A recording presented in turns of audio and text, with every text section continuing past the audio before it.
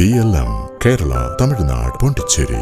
പതിറ്റാണ്ടുകൾ നീണ്ട ദ്രാവിഡ രാഷ്ട്രീയത്തോട് തമിഴ് ജനത good bye പറയുകയും തിരഞ്ഞെടുപ്പ് രാഷ്ട്രീയത്തിൽ ഇറങ്ങിയ വിജയിയുടെ TVKക്ക് ഭൂരിപക്ഷം നൽകുകയും ചെയ്ത തിരഞ്ഞെടുപ്പായിരുന്നു തമിഴ്നാട്ടിൽ കഴിഞ്ഞത്. കേവല ഭൂരിപക്ഷം TVKക്ക് ലഭിച്ചില്ലെങ്കിലും ഏറ്റവും വലിയ ഒറ്റക്കക്ഷിയായി പാർട്ടി മാറിയിരുന്നു. പിന്നാലെ കോൺഗ്രസ് അടക്കമുള്ള കക്ഷികളുടെ പിന്തുണയോടെ സർക്കാരും രൂപീകരിക്കുകയും ചെയ്തു. TVK സർക്കാർ അധികാരത്തിലേറിയിട്ട് ഒരു മാസം പിന്നിടുമ്പോൾ നിരവധി ജനപ്രിയ പ്രഖ്യാപനങ്ങൾ ഉണ്ടായെങ്കിലും മൊത്തത്തിൽ ഒരു സമ്മിശ്ര പ്രതികരണമാണ് വോട്ടർമാർക്കിടയിൽ നിന്ന് ലഭിക്കുന്നത് എന്നാണ് സൂചന.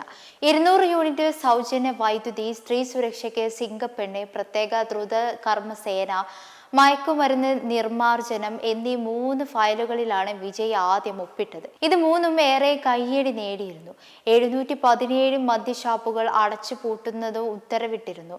എന്നാൽ ഭരണരംഗത്ത് പരിചയമില്ല എന്നത് വിജയ് നേരിടുന്ന പ്രധാന പ്രതിസന്ധിയാണ് പലരും ചൂണ്ടിക്കാണിക്കുന്നുമുണ്ട്.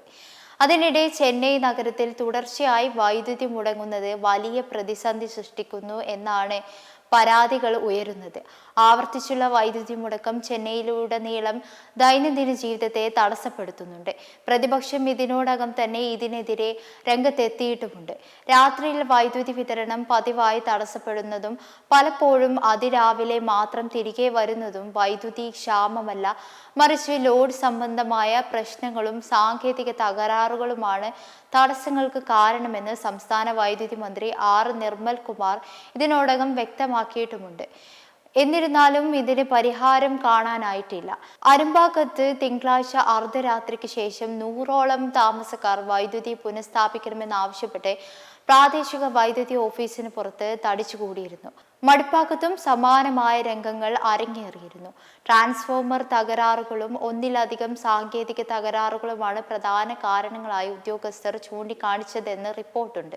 വോൾട്ടേജ് ഏറ്റക്കുറച്ചിലുകൾ, സിംഗിൾ ഫേസ് വിതരണ പ്രശ്നങ്ങൾ, പെട്ടെന്നുള്ള വൈദ്യുതി തടസ്സങ്ങൾ എന്നിവ ഒരാഴ്ചയിലധികമായി നേരിടുകയാണ് നിരവധി താമസക്കാർ.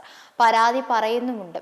രാംനഗർ, LIC നഗർ, കുബേരൻ നഗർ എക്സ്റ്റൻഷൻ, ഗോവിന്ദസ്വാമി നഗർ, ലക്ഷ്മി നഗർ തുടങ്ങി നിരവധി പ്രദേശങ്ങളിൽ നിന്ന് പരാതികൾ ഉയരുന്നുണ്ട്.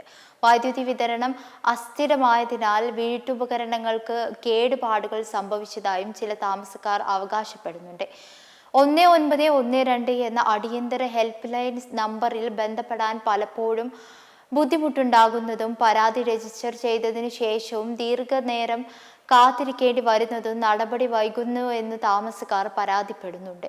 പരാതി വർദ്ധിക്കുമ്പോൾ മുഖ്യമന്ത്രി വിജയ് നയിക്കുന്ന TVK സർക്കാരിൽ നിന്നും പ്രതിനിധികളിൽ നിന്നും ഉത്തരവാദിത്തം ആവശ്യപ്പെടുന്ന താമസക്കാർ വർദ്ധിച്ചു വരികയാണ്. വേനൽക്കാല താപനില ഉയർന്ന നിലയിലായിരിക്കുകയും പല പ്രദേശങ്ങളിലും വൈദ്യുതി തടസ്സങ്ങൾ ഒരു ദൈനംദിന സംഭവമായി മാറുകയും ചെയ്യുന്നതിനാൽ താൽക്കാലിക പരിഹാരങ്ങൾക്ക് പകരം ശാശ്വത പരിഹാരം നൽകാൻ അധികാരികളിൽ സമ്മർദ്ദം വർദ്ധിച്ചു കൊണ്ടിരിക്കുകയാണ്. പവർ കട്ടിനൊപ്പം കുറ്റകൃത്യങ്ങളും തടയുന്നതിൽ സർക്കാർ പരാജയപ്പെട്ടതായാണ് പ്രതിപക്ഷ കക്ഷികൾ ആരോപിക്കുന്നത്. ഒരു മാസത്തിനിടെ സംസ്ഥാനത്തിന്റെ വിവിധയിടങ്ങളിൽ തുടർച്ചയായി അരങ്ങേറിയ കൊല, കൊള്ള, സ്ത്രീകൾക്കെതിരായ അതിക്രമങ്ങൾ എന്നിവയ്ക്ക് എതിരെ സർക്കാരിനെ വിമർശിക്കുകയാണ് പ്രതിപക്ഷം. അതേസമയം തമിഴ്നാട്ടിൽ സ്ത്രീകൾക്കും കുട്ടികൾക്കും നേരെയുള്ള അതിക്രമങ്ങൾ കർശനമായി തടയുക എന്ന ലക്ഷ്യത്തോടെ മുഖ്യമന്ത്രി C. ജോസഫ് വിജയ് പുതിയ പ്രത്യേക പോലീസ് യൂണിറ്റായ സിംഗപ്പെണ്ണ് ഔദ്യോഗികമായി ഉദ്ഘാടനം ചെയ്തു കഴിഞ്ഞിട്ടുണ്ട്. ഭരണമേറ്റെടുത്ത ശേഷം മുഖ്യമന്ത്രിയുടെ നേരിട്ടുള്ള മേൽനോട്ടത്തിൽ നടപ്പിലാക്കുന്ന ഏറ്റവും പ്രധാനപ്പെട്ട ക്രമസമാധാന പരിപാടിയാണ് ഇത്. പ്രതിപക്ഷത്തിനുള്ള മറുപടിയായും ഇതിനെ ആളുകൾ വിലയിരുത്തുന്നുണ്ട്.